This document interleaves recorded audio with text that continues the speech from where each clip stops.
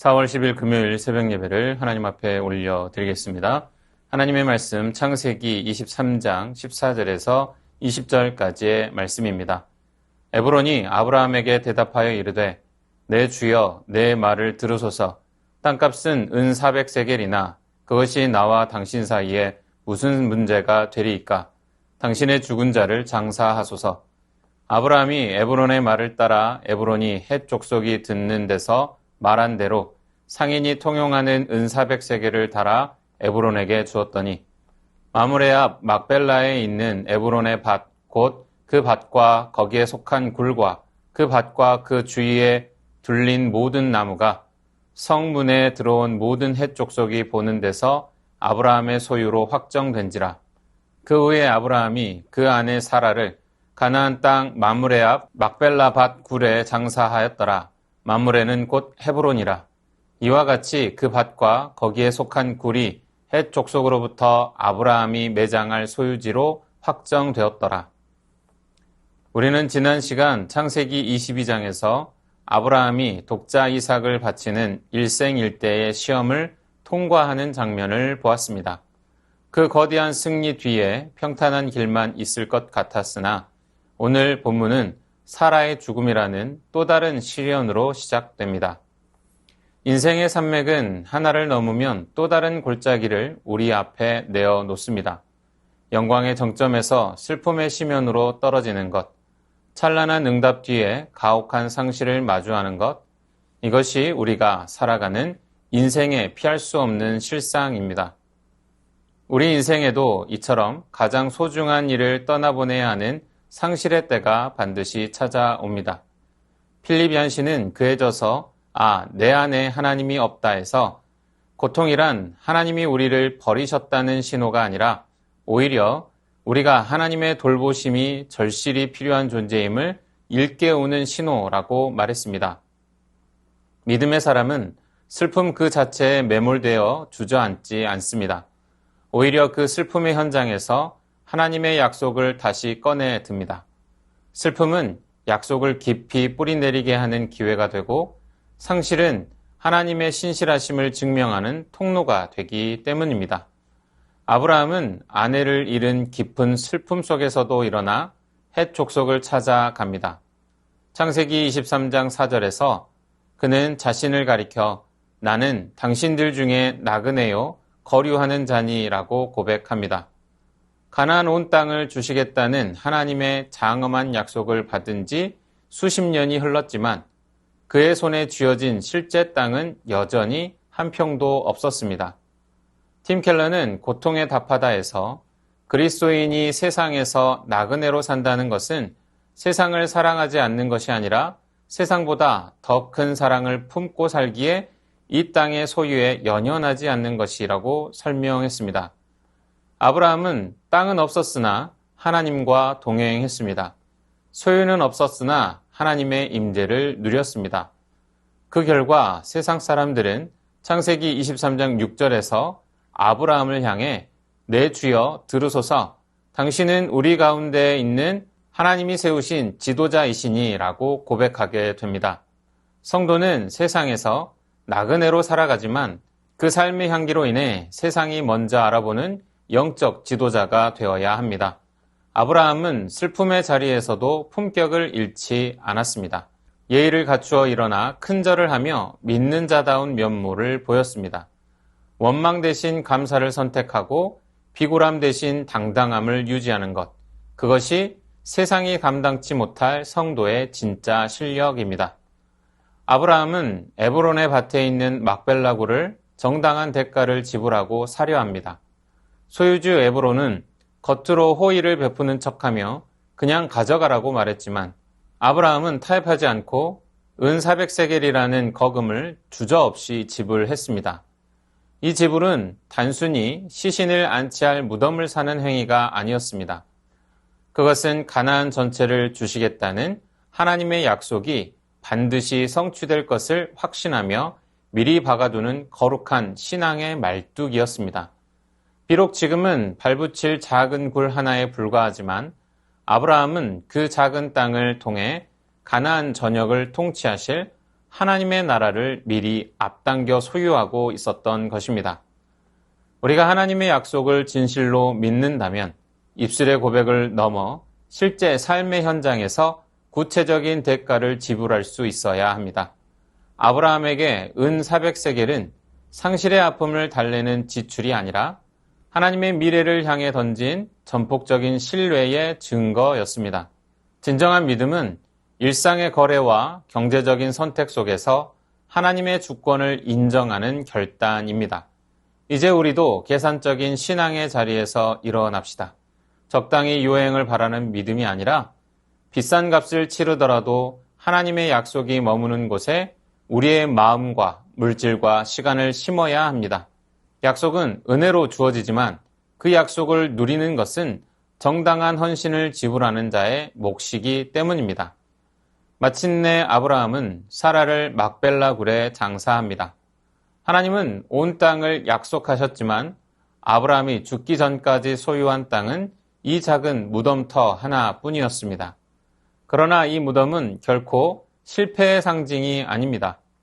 이스라엘 백성이 훗날 약속의 땅으로 돌아와 정착하게 될 희망의 거점이자 부활의 전초기지가 되었습니다. 성경은 죽어서도 약속의 땅을 떠나지 않고 하나님의 언약이 성취될 날을 갈망했던 이들을 향해 이렇게 칭송합니다. 히브리서 11장 13절에 이들은 다 믿음을 따라 죽었으며 약속을 받지 못하였으되 그것을 멀리서 보고 환영하며 라고 하였으며 16절에서는 그들이 이제는 더 나은 본향을 사모하니 곧 하늘에 있는 것이라 했습니다. 성도에게 죽음은 허무한 끝이 아니라 영원한 생명의 시작입니다. 아브라함이 슬픔의 현장인 무덤을 하나님의 역사가 시작되는 약속의 거점으로 삼았듯 우리도 상실과 시련의 자리를 하나님의 새로운 창조가 시작되는 출발점으로 바꾸어야 합니다. 지금 여러분이 겪고 있는 아픔이나 막막한 현실은 하나님의 약속이 취소되었다는 뜻이 아닙니다. 오히려 하나님의 신실하심을 증명할 가장 영광스러운 기회입니다. 사도 바울은 이 진리를 이렇게 선포했습니다. 로마서 8장 18절 말씀에 생각하건대 현재의 고난은 장차 우리에게 나타날 영광과 비교할 수 없도다 하였습니다. 눈물로 씨를 뿌리는 자는 반드시 기쁨으로 단을 거두게 될 것입니다. 오늘 여러분의 고난이라는 척박한 땅에 하나님의 약속이라는 믿음의 씨앗을 심으십시오. 오늘 여러분이 지불하는 그 눈물겨운 대가와 헌신은 결코 사라지지 않습니다. 하나님께서는 여러분의 슬픔 가득한 무덤을 반드시 영광스러운 부활의 꽃밭으로 바꾸어 주실 것입니다. 어떤 절망적인 상황 속에서도 낙심하지 마십시오. 약속의 소망을 끝까지 붙들고 날마다 승리하시기를 주님의 이름으로 축원합니다. 말씀을 의지하여 함께 기도하겠습니다. 절망 속에서도 약속의 말씀을 등불 삼아 다시 일어나 소망의 길을 걷게 하옵소서. 나그네 같은 이 땅의 삶에서 원망 대신 감사를 선택하며 하나님의 지도자다운 거룩한 품격을 드러내게 하옵소서. 하나님의 나라를 위해 정당한 대가를 지불하게 하시고 우리의 헌신이 약속을 이루는 복된 마중물 되게 하옵소서.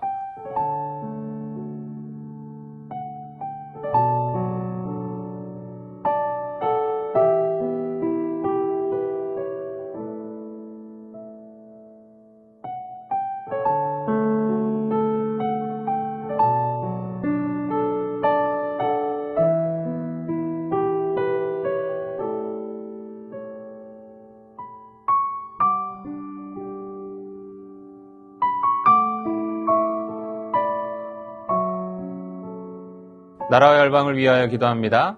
유정자들이 하나님을 경외하고 국민을 사랑하며 정의로운 개혁을 통해 공의가 살아있는 나라를 만들게 하옵소서.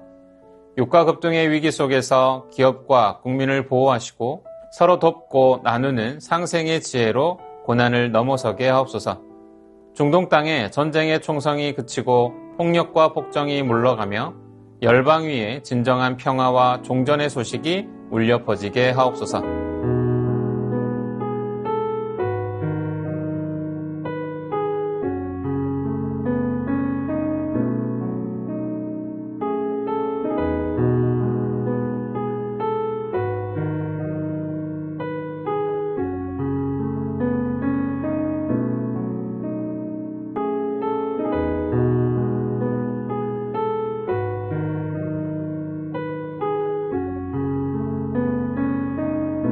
교회를 위하여 기도합니다.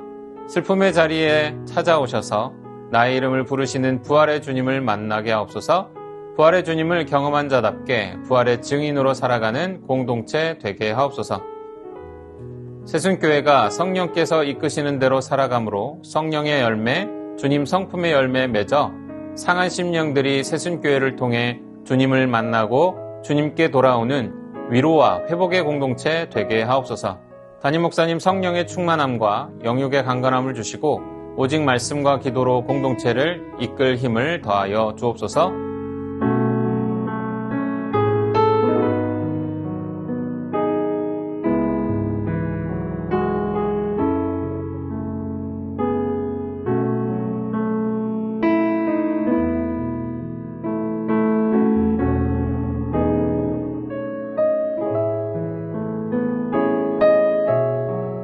선교사님들과 환우분들을 위해 기도합니다.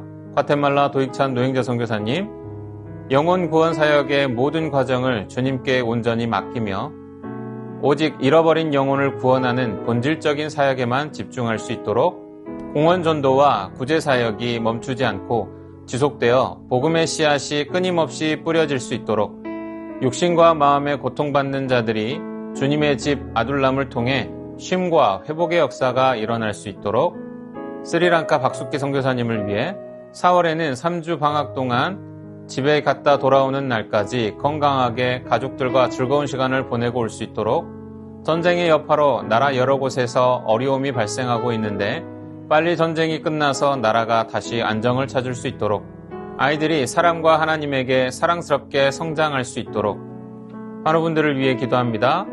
고부도 권사님, 왼쪽 어깨 관절 골절로 수술을 앞두고 계십니다.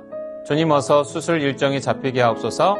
수술이 잘 이루어지게 하옵소서. 수술 후 회복 과정 중에도 치료의 능력으로 함께 하옵소서. 강보배 선교사님, 흉부대동맥 치환 수술 잘 끝나고 일반 병실로 옮겼습니다. 가래가 멈추게 하시고 귀임하실 때까지 온전한 회복 있게 하옵소서. 김현순 권사님, 현재 상태가 더 이상 나빠지지 않고 잘 유지될 수 있도록 붙들어 주시고 몸의 경직은 떠나가고 모든 기능이 다소 회복되는 놀라운 역사가 있게 하옵소서. 김송자 권사님 손자 이은동 형제, 마르판 증후군을 앓고 있는데 심장 대동맥 수술은 잘 마쳤습니다. 주님, 수술 후 빠르고 온전하게 회복하게 하옵소서. 하나님을 깊이 만나는 은혜가 있게 하옵소서. 안미랄 박열매 선교사님의 셋째 승호군, 아이들에게 흔히 나타나는 질환들이 없는지 안과, 이비인후과, 비뇨기과, 재활학과 등 진료를 받을 예정입니다. 좋은 의사 선생님들을 만나고 큰 문제 없이 모든 치료 과정이 순조롭게 하옵소서. 박가순 권사님, 새롭게 시작하는 항암제가 몸에 부작용 없이 잘 맞아 암세포만을 효과적으로 억제하게 하시고 기력이 속히 회복되어 항암의 모든 과정을 잘 견뎌내게 하옵소서. 양금숙 집사님, 췌장암 및 재발하여 항암을 시작하셨습니다. 잘 견디고 이겨내도록 도우시고 항암을 통해 깨끗하게 치료되게 하옵소서. 조중순 권사님 남편 백형호님, 뇌출혈 후유증으로 식사를 하지 못하고 균형을 잡지 못합니다. 손상된 신경과 기능을 회복시켜 건강을 속히 되찾게 하옵소서. 박세현 집사님, 유방암 발병 이후 뼈로 전이된 상황 가운데 있습니다. 통증이 완전히 사라지고 치료 과정 속에서 회복의 은혜를 경험하게 하옵소서. 권호순 권사님, 진행 중인 항암 치료가 계속 효과를 나타내어 암세포가 완전히 사라지고 면역력이 증가하여 모든 치료를 잘 감당하게 하옵소서. 노성빈 형제님, 크론병으로 8주에 한 번 주사제 치료를 하고 있습니다. 부작용이 생기지 않도록 보호하여 주시고 소장의 모든 염증이 사라지게 하옵소서. 이 밖에도 수술 이후에 회복 중에 있는 분들, 오랜 투병 중에 있는 분들을 위해 기도하기 원합니다. 선교사님들과 환우분들을 위해 기도한 후 개인 기도하겠습니다.